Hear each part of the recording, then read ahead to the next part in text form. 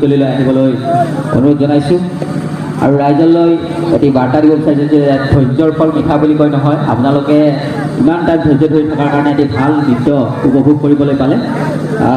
এটি পুৰস্কাৰ সম্পৰ্কীয় ঘোষণা আছে। আমাৰ গাঁৱৰে যুৱ ব্যৱসায়ী শ্ৰী ধীৰেন ডেকা আৰু শিক্ষক শ্ৰী কমলা শইকীয়াই তেখেতসকলৰ নৃত্যত আপ্লুত হৈ 500 টকাৰ পুৰস্কাৰ আগবঢ়াইছে আৰু শ্ৰী ভুৱনেশ্বৰ ডেকাই এটি শকত ধনৰ টোপোলা আগবঢ়াইছে। দাতাৰ পুৰস্কাৰটি আৰু আজিৰ আমাৰ বিহুতলীৰ উদ্বোধক শ্ৰী অজিত ডেকাদেৱে 1000 টকা পুৰস্কাৰ হিচাপে আগবঢ়াইছে। গোটেইখিনি পুৰস্কাৰ শ্ৰী অজিত ডেকাৰ হাতৰ পৰা দলটিক গ্ৰহণ কৰিবলৈ অনুৰোধ জনাইছোঁ।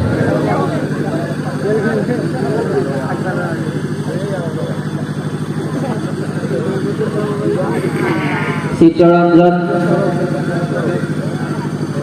শইকীয়া আৰু পৰমেশ্বৰ ডেকাই এটি শকত ধনৰ টোপোলা আগবঢ়াইছে। দীনেশ ডেকাই 200 টকা পুৰস্কাৰ হিচাপে আগবঢ়াইছে। চিত্ৰৰঞ্জন শইকীয়াই 100 টকা পুৰস্কাৰ হিচাপে আগবঢ়াইছে। চবাই দলগাঁও নিবাসী শ্ৰী লৱ ডেকাই 100 টকা পুৰস্কাৰ হিচাপে আগবঢ়াইছে। দাতাসকলৰ পুৰস্কাৰটি শ্ৰী অজিত ডেকাৰ হাতৰ পৰা গ্ৰহণ কৰিবলৈ অনুৰোধ জনাইছোঁ। এগৰাকী আপোনালোকৰ কোনে পুৰস্কাৰটি গ্ৰহণ কৰে আগবাঢ়ি আহিবলৈ অনুৰোধ জনাইছোঁ।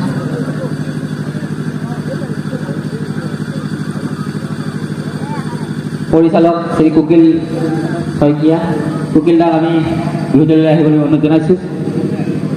গোটেই দলটি যেতিয়াৰ পৰা তেখেতসকলে আখৰা কৰি থাকে তেতিয়াৰ পৰাই মই তেখেতৰ ষ্টেটাছত চাই থাকোঁ।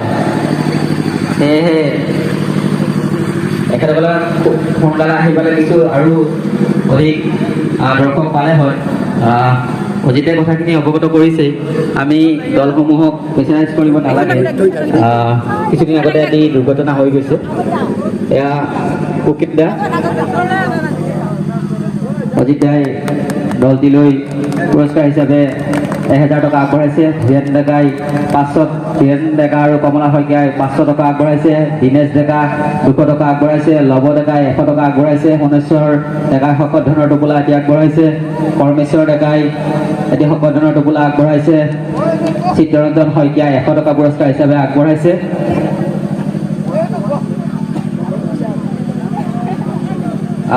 আটাইকেইগৰাকী শিল্পীৰ উজ্জ্বল ভৱিষ্যতৰ সুস্বাস্থ্য কামনা কৰিছোঁ। এতিয়া অজিত দাই দুআষাৰ কিবা ক'ব।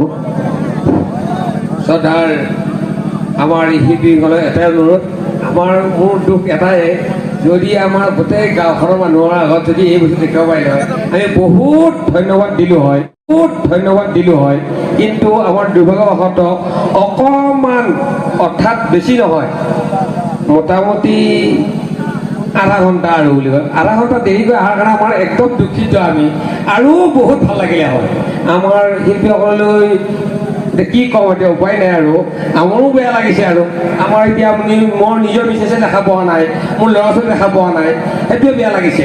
যদি দেখা পালে আৰু বহুত ভাল লাগিলে, আৰু যদি আৰু 200, 300, 400 আৰু বহুত পুৰস্কাৰ পালে হয়।